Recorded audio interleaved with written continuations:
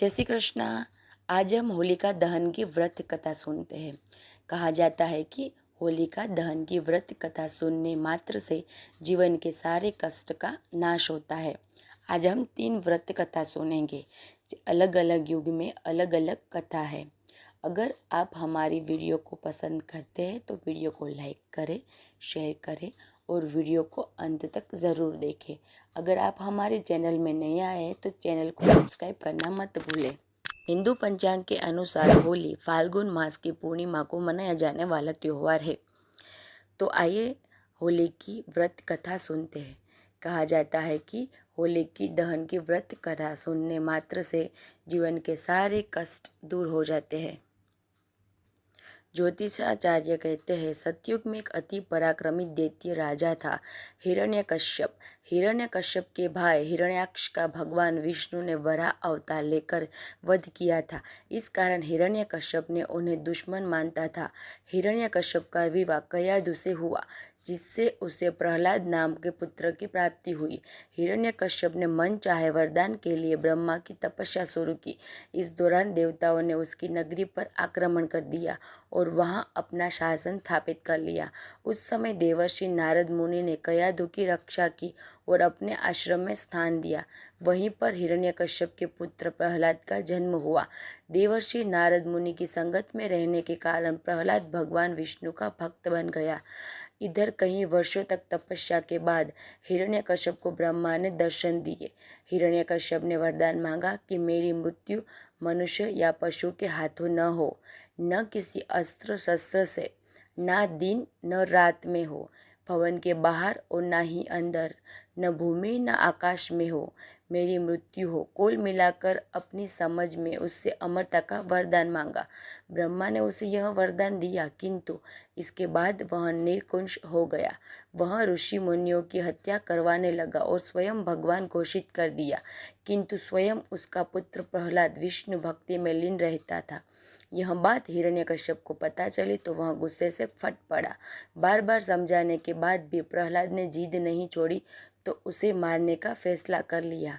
हिरण्यकश्यप की एक बहन थी होलिका। होलिका को भी भगवान ब्रह्मा से एक वरदान मिला था, यह कि उसे अग्नि नहीं जला सकती। हिरण्यकश्यप ने होलिका को कहा कि वह प्रहलाद को अपनी गोद में लेकर अग्नि में बैठ जाए ताकि प्रहलाद भाग न सके और वह उसी अग्नि में जलकर खाक हो जाए। होलिका ने किया तो ऐसा ही, किंतु वह खुद भस्म हो गई और प्रहलाद बच गया। कहा जाता है कि होलिका एक वस्त्र में न जलने की शक्तियाँ समाहित थी, किंतु भगवान विष्णु की कृपा से चली तेज आंधी से वह वस्त्र होलिका से हटकर प्रहलाद के शरीर से लिपट गया था। होलिका के जलने और प्रहलाद के बच जाने पर नगरवासियों ने उत्सव मनाया, जिसे छोटी होली के रूप में भी जानते हैं। इसके बाद जब यह बात फैली तो विष्णु भक्तों ने अगले दिन और भी भव्य तरीके से उत्सव मनाया। होलिका से जुड़ा होने के कारण आगे इस उत्सव का नाम ही होली पड़ गया। उधर हिरण्यकश्यप ने प्रहलाद को मारने के लिए उसे एक खंभे में बांध दिया। वह प्रहलाद को मारने ही वाला था कि भगवान विष्णु खंभा फाड़कर नरसिंह अवतार में प्रकट हुए। उन्होंने हिरण्यकश्यप को उसके भवन की चौखट पर ले जाकर संध्या के समय अपने गोद में रखकर नाखूनों की सहायता से उसका वध कर दिया। इस तरह ब्रह्मा का वरदान भी नहीं टूटा और अत्ताई का अंत हो गया। भगवान को भक्त प्रहलाद उसका अधिकारी बना दिया। सबसे प्रचलित कथा सतयुग में होलिका दहन की है, लेकिन बाद में युगों में भी उत्सव अलग अलग समय पर मनाया जाता था और उससे अन्य कथाएं भी जुड़ती है। होली की एक कहानी कामदेव की भी है। पार्वती शिव से विवाह करने के लिए उनकी तपस्या में लीन थी, लेकिन खुद ध्यान मग्न शिव ने काफ़ी समय तक ध्यान नहीं दिया। ऐसे में कामदेव से रहा न गया और उन्होंने भगवान शिव पर पुष्प बाण चला दिया। ध्यान भंग होने से शिव को इतना गुस्सा आया कि उन्होंने अपनी तीसरी आंख खोल दी और कामदेव भस्म हो गए। कामदेव के भस्म होने पर उनकी पत्नी रति रोने लगी और कामदेव को जीवित करने की गुहार लगाई। इसके अगले दिन क्रोध शांत होने पर शिव ने कामदेव को पुनर्जीवित कर दिया। माना जाता है कि कामदेव के भस्म होने पर होलिका जलाई जाती थी और उन्हें जीवित होने की खुशी में रंगों का त्यौहार होली मनाई जाती है। एक महाभारत काल से भी एक व्रत कथा है। महाभारत काल यानी द्वापर में युधिष्ठिर को भगवान श्री कृष्ण ने एक कहानी सुनाई।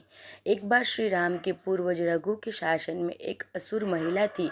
उससे कोई नहीं मार सकता था क्योंकि उसे एक वरदान था।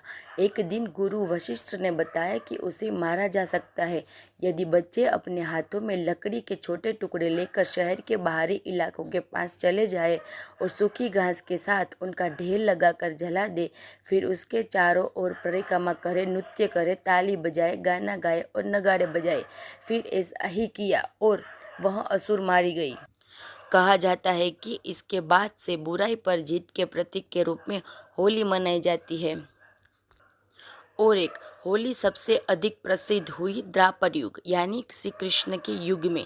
पौराणिक कथा के अनुसार कंस को पता चला कि श्री कृष्ण गोकुल में है, लेकिन यही नहीं पता था कि कहाँ। इसके बाद उसने पुतना नामक राक्षसी को गोकुल में जन्म लेने वाली सभी बच्ची को मारने को कहा। पुतना वेश बदलकर स्तनपान के बहाने शिशुओं को विषपान करा देती थी, लेकिन कृष्ण ने दुग्धपान करते हुए ही पुतना के प्राण खींच लिए। पुतना के वध पर खुशियां मनाई गई और यह एक कहानी भी होली से जुड़ गई।